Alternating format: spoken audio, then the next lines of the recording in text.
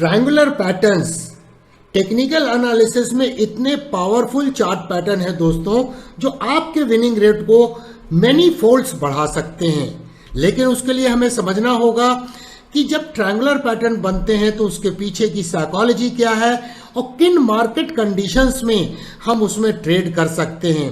तो आज दोस्तों हम सीखेंगे असेंडिंग ट्रायंगल टेक्निकल एनालिसिस में होता क्या है और किस तरह से दोस्तों हम एक हायर विनिंग रेट की दिशा में स्टैंड अलोन बेसिस पे असेंडिंग ट्रायंगल को ट्रेड कर सकते हैं, और या फिर दोस्तों दूसरे चार्ट पैटर्न के साथ उसे कंबाइन करके ट्रेड कर सकते हैं, ताकि हमारी winning rate specially short term trading में एक बेहतर तरीके से आ सके दोस्तों।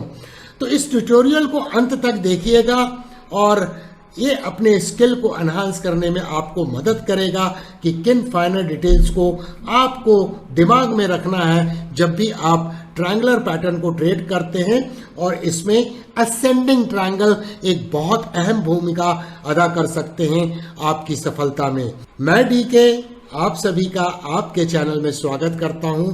चैनल को जरूर सब्सक्राइब कीजिए और बेल आइकन को इनेबल कर दीजिए नोटिफिकेशन के लिए, ताकि आप हमेशा अपडेटेड रहें।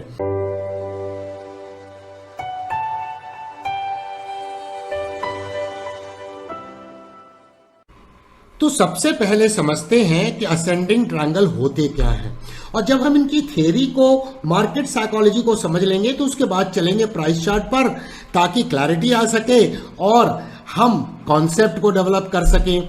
मैं चाहता हूं सब्जेक्ट को इतना सिंपल बनाना कि जो टेक्निकल एनालिसिस के बिगिनर्स हैं या स्टॉक मार्केट के बिगिनर्स हैं, उन्हें भी दिक्कत नहीं आनी चाहिए इसको समझने में, क्योंकि ये फ्रीक्वेंटली अपीयर होते हैं और मल्टीपल ट्रेडिंग अपॉर्चुनिटी प्रोवाइड करते हैं। तो दोस्तों ascending triangle basically technical analysis में इस्तेमाल होने वाले चार्ट पैटर्न है। It is as simple as that. और दोस्तों इनका क्रिएशन कैसे होता है? जब एक हॉरिजॉन्टल लाइन हम प्राइस चार्ट के ऊपर में खींचते हैं जो स्विंग्स हाई को ज्वाइन करके बनती है, और एक राइजिंग ट्रेंड लाइन को खींचते हैं, तभी तो उनका नाम है असेंडिंग ट्रायंगल। और एक राइजिंग ट्रेंड लाइन जो खींचते हैं वो कनेक्ट करती है स्विंग्स लो को, लेकिन वो स्विंग्स लो हायर लोज होते हैं। तो इस तरह का कुछ स्ट्रक्चर दिखाई देता है जो अब हम प्राइस चार्ट पे ड्रॉ करते हैं। चार्ट पे चलेंगे तो उसे बेहतर तरीके से मैं समझाने की कोशिश करूंगा। क्या असेंडिंग ट्रायंगल जो चार्ट पैटर्न है टेक्निकल एनालिसिस में, वो बुलिश पैटर्न है और या बेरिश पैटर्न है? तो दोस्तों ये बुलिश पैटर्न भी है और बेरिश पैटर्न भी है, और इसीलिए इन्हें बायलैटरल पैटर्न की कैटेगरी में डाला जाता है। लेकिन दोस्तों इसे समझना बहुत जरूरी है कि जो प्रोफेशनल ट्रेडर्स होते हैं वो पेशेंटली धैर्य के साथ इंतजार करते हैं, और जब ब्रेकआउट होता है इन ट्रायंगुलर पैटर्न का, तभी वो ट्रेडिंग पोजीशंस को इनिशिएट करते हैं। अब ब्रेकआउट जो है वो पैटर्न के आउटसाइड हो सकता है अपसाइड में, या ब्रेकआउट डाउन साइड में हो सकता है, तभी तो ये बायलैटरल पैटर्न है। अब असेंडिंग ट्रायंगल का है, इसे बेहतर तरीके से अगर समझना है और हायर विनिंग रेट के लिए हमें काम करना है, तो इन्हें कंटिन्यूएशन चार्ट के पैटर्न के रूप में देखना होगा दोस्तों। और अगर हम प्रिवेलिंग ट्रेंड की दिशा में जब ब्रेकआउट होता है, उस दिशा में ट्रेडिंग स्ट्रैटेजी को बनाते हैं, तब हमारे बेहतर विनिंग रेट आने की संभावना बनती है। चलिए दोस्तों अब समझते हैं कि जब असेंडिंग ट्रायंगल का फॉर्मेशन प्राइस चार्ट पर होता है तो वो मार्केट की किस साइकोलॉजी को दर्शाता है। जब हम मार्केट की साइकोलॉजी को समझते हैं तो अपने आप को बेहतर तरीके से मार्केट में पोजीशन कर पाते हैं। तो सबसे पहले हम समझते हैं, नाम जैसा सजेस्ट करता है असेंडिंग ट्रायंगल। तो ये फॉर्मेशन कैसे हो रहा है दोस्तों? पहले तो हम चार्ट पर एक हॉरिजॉन्टल लाइन खींचते हैं जो रिप्रेजेंट करती है कि वहां पे प्राइस जब भी टच करती है, प्राइस में रिजेक्शन होता है, वो रेजिस्टेंस की तरह एक्ट कर रही है। और फिर एक राइजिंग ट्रेंड लाइन को खींचते हैं जो सपोर्ट को इंडिकेट करती है कि हायर लोज का फॉर्मेशन हो रहा है। अब सोचिए दोस्तों, हायर लोज का फॉर्मेशन कब होगा? तभी होगा दोस्तों जब बुल्स कंट्रोल में होंगे, बायर्स कंट्रोल में होंगे, क्योंकि वो जब भी प्राइस में करेक्शन हो रहा है तो एक हायर प्राइस पर बाय करने को तैयार है। इसका मतलब मार्केट में जो फोर्स है वो बाइंग का है, ना कि सेलिंग का है। तो एक संभावना बनती है कि इस असेंडिंग ट्रायंगल का ब्रेकआउट होने वाला है। और ट्रायंगल की तीसरी साइड, क्योंकि ट्रायंगल तो दो लाइन से बन नहीं सकता है दोस्तों, हमने स्कूल में पढ़ा था ट्रायंगल, जैसे हिंदी में त्रिभुज बोलते हैं।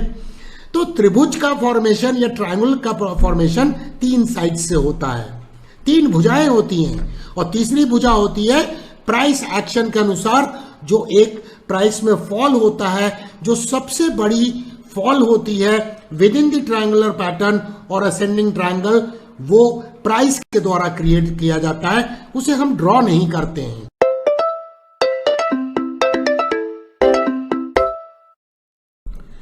अब समझते हैं कि टेक्निकल एनालिसिस में चार्ट पैटर्न्स का एडवांटेज क्या है, उसके फायदे क्या है दोस्तों सबसे बड़ा एडवांटेज किसी भी चार्ट पैटर्न्स का है कि हम उसमें प्रिसाइज तरीके से ट्रेडिंग स्ट्रैटेजी बना सकते हैं।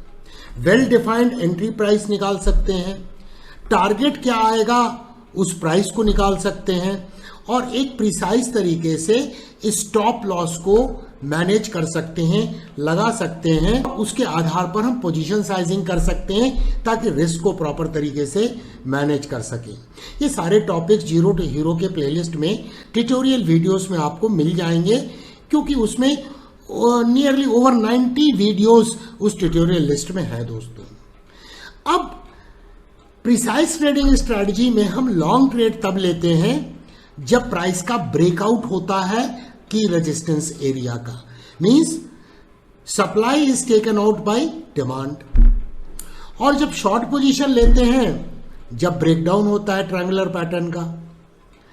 अब यहां पर स्टॉप लॉस लगाने के लिए जो ट्रायंगल का फॉर्मेशन है उससे बाहर के एरिया में या तो स्टॉप लॉस ऊपर लगाते हैं और या फिर स्टॉप लॉस असेंडिंग ट्रायंगल का जो राइजिंग ट्रेंड लाइन है उसके नीचे लगाते हैं दोस्तों। तो ये प्रिसाइज ट्रेडिंग स्ट्रैटेजी बनाने के बाद प्रॉफिट टारगेट क्या होता है, जो ट्रायंगल का प्राइस लाइन से बेस तैयार होता है उस बेस को हम मेजर करते हैं, और पॉइंट ऑफ ब्रेकआउट से, चाहे वो ऊपर हुआ है या ब्रेकआउट ट्रायंगल के नीचे हुआ है जिसे ब्रेकडाउन भी बोला जाता है, तो उससे पॉइंट ऑफ ब्रेकआउट से जो ट्रायंगल की हाइट है उसको हम प्रोजेक्ट कर देते हैं, तो वो टारगेट निकल के आ जाता है। अब दोस्तों ये बहुत इंपॉर्टेंट है समझना कि जब चार्ट पैटर्न्स को हम दक्षता हासिल करते हैं तो हमें प्रिसाइज ट्रेडिंग स्ट्रैटेजी को बनाने का without any kind of confusion हम प्राइस चार्ट के ऊपर में समझ के अलर्ट सेट कर सकते हैं प्राइस चार्ट में कि संभावित ब्रेकआउट किस डायरेक्शन में होने की संभावना है, क्योंकि वो मार्केट का ट्रेंड डिसाइड करेगा। जो प्रिवेलिंग ट्रेंड है उस दिशा में ब्रेकआउट होने की संभावना हमेशा अधिक होगी और वो बेहतर ट्रेड भी होगा। तो अभी तक दोस्तों हमने बात की प्राइस के बारे में। अब हम वॉल्यूम को कैसे इग्नोर कर सकते हैं दोस्तों। वॉल्यूम की एनालिसिस भी तो अत्यंत आवश्यक है जब हम असेंडिंग ट्रायंगल या किसी भी चार्ट पैटर्न्स पर एनालिसिस कर रहे हैं। तो दोस्तों जब ट्रायंगल का फॉर्मेशन होता है तो वो इंडिकेट क्या करता है कि प्राइस कंसोलिडेट कर रही है ब्रेकआउट होने के पहले। अब ऑब्वियसली दोस्तों जब ब्रेकआउट होगा तो वॉल्यूम बढ़ना चाहिए, तभी तो इंटरेस्ट पता लगेगा कि एक्सटेंट ऑफ पार्टिसिपेशन क्या है। और वॉल्यूम अगर नहीं बढ़ रहा है तो हमारे दिमाग की घंटी बजनी चाहिए, कहीं ये फॉल्स ब्रेकआउट तो नहीं है। तो राइजिंग इंटरेस्ट जब तक शो नहीं होता है ब्रेकआउट के टाइम पर, because suddenly the expectation in the market has changed, simply because the supply has been taken out और the demand has been taken out. जब दोस्तों हम किसी भी चार्ट पैटर्न का ब्रेकआउट ट्रेडिंग स्ट्रैटेजी के तहत पोजीशन को इनिशिएट करते हैं तो सबसे बड़ा प्रॉब्लम होता है कि कहीं ये ब्रेकआउट फॉल्स तो नहीं है, फेक तो नहीं है, और इसे हैंडल करना एक चैलेंज होता है। And so it applies to ascending triangle breakout strategy also. तो आज मैं 3 रूल्स ऐसे शेयर करने जा रहा हूं दोस्तों जो आपको ब्रेकआउट ट्रेडिंग में फॉल्स ब्रेकआउट को अवॉइड करने में, उसे हैंडल करने में मददगार साबित हो सकते हैं। क्या फॉल्स ब्रेकआउट को हमेशा अवॉइड किया जा सकता है? कभी नहीं दोस्तों। Best of the technical analyst in the world और trader in the world cannot 100% avoid it, but large extent तक उस सिचुएशन को हैंडल किया जा सकता है जहां पर फॉल्स ब्रेकआउट के कारण जो हम मार्केट में फंस जाते हैं उसे मिनिमाइज किया जा सकता है। आपको सिर्फ ये 3 रूल्स दिमाग में रखने हैं। पहला कि अगर ब्रेकआउट हो रहा है या ब्रेकडाउन हो रहा है और वॉल्यूम में इंक्रीज नहीं हुआ है तो वो पॉसिबली एक फॉल्स ब्रेकआउट हो सकता है, क्योंकि एक्सटेंट ऑफ पार्टिसिपेशन पुअर नजर आ रहा है। सेकेंडली दोस्तों, ये चेक करें कि ब्रेकआउट डिसाइसिव है और या डिसाइसिव नहीं है। अगर डिसाइसिव ब्रेकआउट नहीं है तो आउटकम की पॉसिबिलिटी जो है वो ठीक नहीं होगी, और जब ब्रेकआउट हुआ है तो पैराबोलिक राइज के बाद में ब्रेकआउट नहीं होना चाहिए। की रेजिस्टेंस एरिया या की सपोर्ट एरिया के पास में प्राइस का कंसोलिडेशन होना चाहिए, और तब ब्रेकआउट जब होता है then it is a healthy breakout. और एंट्री जो है, तीसरा रूल जो है कि एंट्री जब हम एंटर करते हैं मार्केट में तो जो ब्रेकआउट कैंडल है तो लॉन्ग ट्रेड लेते समय उसके हाई के ऊपर में बाय लिमिट स्टॉप ऑर्डर का इस्तेमाल करें, जीटीटी ऑर्डर का इस्तेमाल करें, और जब शॉर्ट पोजीशन ले रहे हैं तो ब्रेकडाउन कैंडल के लो के नीचे में हम सेल स्टॉप ऑर्डर डाल सकते हैं। वो ट्रिगर हुआ तभी हम ट्रेड में होंगे, अन्यथा फॉल्स मार्केट सिचुएशन को to a large extent avoid करने में हम सफल हो पाएंगे दोस्तों। तो चलिए अब स्ट्रेट वे प्राइस चार्ट पर चलते हैं, और ये जो सारी डिस्कशन हुई है इसको मैं प्राइस चार्ट पे एक्सप्लेन करता हूं कि किस तरह से असेंडिंग ट्रायंगल का बेनिफिट उठाया जा सकता है 2 सिचुएशन में। एक तो स्टैंड अलोन बेसिस पे जब हम असेंडिंग ट्रायंगल को ट्रेड कर रहे हैं, और या फिर असेंडिंग ट्रायंगल कहीं एक लार्जर फ्लैग का ब्रेकआउट तो नहीं है जहां पर एक मासिव पोल है, तो वहां पे इंस्टेंस चेंज हो जाएगा, टारगेट निकालने का तरीका चेंज हो जाएगा दोस्तों। तो पहले हम एक लॉन्ग ट्रेड का एग्जांपल लेते हैं कि किस तरह से असेंडिंग ट्रायंगल को ट्रेड किया जा सकता है। तो यहाँ पर अगर आप देखें दोस्तों तो ये मार्केट प्रायर ट्रेंड जो है वो अप है, higher highs and higher lows का मार्केट स्ट्रक्चर है। इस जगह पे ध्यान से देखें हॉरिजॉन्टल लाइन को, प्राइस जब भी टच करती है प्राइस का रिजेक्शन, प्राइस का रिजेक्शन, प्राइस का रिजेक्शन, और ये जो ट्रेंड लाइन है जो राइजिंग ट्रेंड लाइन है प्राइस इस पे सपोर्ट लेती है। अब यहाँ पर देखिए दोस्तों ये की रेजिस्टेंस एरिया का इस कैंडल में ब्रेकआउट हुआ और massive surge in the volume देखा गया। तो ये क्या एक ट्रेड की पॉसिबिलिटी थी? अब यहाँ 2 तरीके से हम देख सकते थे। एक तो दोस्तों कि ये यहाँ ब्रेकआउट हुआ है, हम पोजीशन इनिशिएट करें और इस ट्रेंड लाइन के नीचे जो ट्रायंगल का आउटसाइड एरिया है यहाँ कहीं पे स्टॉप लॉस रखें। और या फिर दूसरा कंसिडरेशन क्या हो सकता था दोस्तों, क्योंकि यहाँ पर जो ब्रेकआउट हुआ था प्राइस ने इस रेजिस्टेंस के पास में कोई कूलिंग ऑफ इफेक्ट नहीं दिखाया था, कंसोलिडेशन नहीं किया था, तो हम इंतजार कर सकते थे और इस हॉरिजॉन्टल लाइन पर एक ट्रेड अलर्ट सेट कर सकते थे चार्ट के ऊपर में। तो ये एक बार थ्रोबैक हुआ। अब थ्रोबैक देखिए यहाँ पर जब हुआ तो ये कैंडल गैप डाउन खुलती है, सपोर्ट लेती है इस पर्टिकुलर लाइन के ऊपर में और फिर इसमें एंटायर बाइंग आती है। तो ये कैंडल एक रेफरेंस कैंडल हो सकती थी जिसके हाई के ऊपर में हम ट्रेड को इनिशिएट कर सकते थे, बाई स्टॉप लिमिट ऑर्डर डाल सकते थे, और उस केस में ट्रायंगल ये पोर्शन है तो स्टॉप लॉस हमारा इस ट्रेंड लाइन से थोड़ा नीचे रहता। और तो दोस्तों यहाँ पर भी अगर हमने लिया होता और स्टॉप लॉस तो वक्त थोड़ा ज़्यादा लगता। अब आप देखिए यहाँ पर अब टारगेट कैसे निकालेंगे। एक तो पहले चेक करें डिसाइसिव ब्रेकआउट है। यस, ये जो ब्रेकआउट कैंडल है इसकी ओपनिंग एंड क्लोजिंग दोनों इसकी रेजिस्टेंस लाइन के ऊपर है, तो ये एक डिसाइसिव ब्रेकआउट है। और यहाँ पर भी आप देखें तो थ्रोबैक है ये, तो थ्रोबैक में बाउंस बैक बहुत क्लियर नज़र आ रहा है कि बाइंग आती हुई नज़र आई है। अब यहाँ पर हम और इस बेस के मेजर करते इस बेस को और यहाँ से हम प्रोजेक्ट कर देते इस हॉरिजॉन्टल लाइन से जो पॉइंट ऑफ ब्रेकआउट है, तो ये टारगेट यहाँ अचीव हो गया।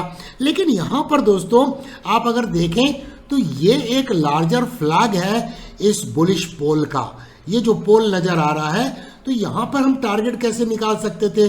पोल यहाँ से स्टार्ट हुआ, हम इसको अपसाइड में ले जाते और पॉइंट ऑफ ब्रेकआउट के ऊपर में हम टारगेट को करते तो टारगेट बड़ा आता। ऐसे तो पोल का टारगेट यहाँ पर अचीव हो गया असेंडिंग ट्रायंगल का। अब पोल का टारगेट अगर देखें तो टारगेट आ रहा था 112। चलिए ये देखते हैं अचीव हुआ क्या। देखिए ये भी अचीव हो गया। तो इस तरह से हम स्ट्रैटेजी को बना सकते हैं। देख सकते हैं कि ये असेंडिंग ट्रायंगल कहीं एक फ्लैग पैटर्न का हिस्सा तो नहीं है। अगर है तो टारगेट हमारे बड़े आएंगे, अदरवाइज बेस को मेजर करके हम प्रोजेक्ट कर सकते हैं। चलिए अब दूसरा एग्जांपल लेते हैं जहां शॉर्ट सेलिंग की अपॉर्चुनिटी को तलाशते हैं। अब इस चार्ट को देखें ध्यान से दोस्तों, तो प्राइस का रिजेक्शन, प्राइस का रिजेक्शन, प्राइस का रेजिस्टेंस, तो ये एक हॉरिजॉन्टल लाइन है। जब प्राइस जहां पर हिट करती थी तो वहां पर रिजेक्शन नजर आता था, एक रेजिस्टेंस था। इस ट्रेंड लाइन को देखें जो राइजिंग ट्रेंड लाइन है, प्राइस का सपोर्ट, प्राइस का सपोर्ट, प्राइस का सपोर्ट, तो जब भी प्राइस उसको टच करती थी बाउंस बैक करती थी प्राइस। अब यहां पर जाके इसका ब्रेकडाउन हुआ। तो सबसे पहले हम देखें ये जो कैंडल का ब्रेकडाउन हुआ क्या वो डिसाइसिव है? दोस्तों डिसाइसिव नहीं था, क्योंकि इस ट्रेंड लाइन के ऊपर उसकी ओपनिंग थी और उसकी क्लोजिंग जो थी इस ट्रेंड लाइन के नीचे थी, तो वो डिसाइसिव ब्रेकआउट नहीं था या ब्रेकडाउन नहीं था। तो इसलिए हमें इंतजार करना पड़ेगा। लेकिन नेक्स्ट डे कैंडल ऐसी फॉर्म होती है जो इसकी ओपनिंग एंड क्लोजिंग दोनों ट्रेंड लाइन और ट्रायंगुलर पैटर्न के बाहर होती है। तो यहां पर दोस्तों इस कैंडल के लो के नीचे में सेल स्टॉप ऑर्डर डाल सकते थे और वो अगर ट्रिगर हो जाता तो हम ट्रेड में रहते। हमारा स्टॉप लॉस क्या होगा? ये जो ट्रायंगुलर पोर्शन है, जो ट्रायंगल का फॉर्मेशन, इसके आउटसाइड कुछ कुशन देके हम ऊपर रखते, क्योंकि ये शॉर्ट सेलिंग अपॉर्चुनिटी हम ले रहे हैं। अब टारगेट कैसे नापेंगे? हमें कहाँ पे बेस नजर आ रहा है? यहाँ पर दोस्तों देखिए एक ब्यूटीफुल बेस नजर आया है। हम इसे मेजर करेंगे और टारगेट निकालेंगे दोस्तों। ये देखिए मैंने इसको यहाँ तक मेजर किया और ये मेजर करने के बाद पॉइंट ऑफ ब्रेकआउट से मैं इसे प्रोजेक्ट कर दूंगा। अब दोस्तों पहले हम देखेंगे कि ये शॉर्ट सेलिंग की अपॉर्चुनिटी सही है कि नहीं, प्रिवेलिंग ट्रेंड क्या है। तो आप देखिए प्रिवेलिंग ट्रेंड इसमें है जो डाउन ट्रेंड है और ये मासिव डाउन ट्रेंडिंग मूव में ये स्टॉक चल रहा था। तो आप देखिए टारगेट जो हमारा आता है इसके हिसाब से ये टारगेट अचीव हुआ कि नहीं अचीव हुआ। तो आप देखिए ये टारगेट जो था वो यहाँ पर अचीव हो गया दोस्तों। इस जगह पे टारगेट अचीव हो गया और उसके बाद प्राइस फिर बाउंस बैक करने लगी। लेकिन आप देखिए नेक्स्ट टारगेट जो था 100% एक्सपेंशन वो भी यहाँ पे अचीव हो गया। तो एक अच्छे बड़े टारगेट की संभावना बनती है अगर हमने प्रिवेलिंग ट्रेंड की दिशा में ट्रेड को लिया। ट्रेंड फॉलोइंग स्ट्रैटेजी के तहत हम अगर काम करें और असेंडिंग ट्रायंगल में वो सारे रूल्स जो आपको बताएं उसे फॉलो करें तो सक्सेस की संभावना काफ़ी बढ़ जाती है और अच्छे प्रॉफिट की संभावना बढ़ जाती है, जहां प्रिसाइज ट्रेडिंग स्ट्रैटेजी के तहत हम काम कर सकते हैं।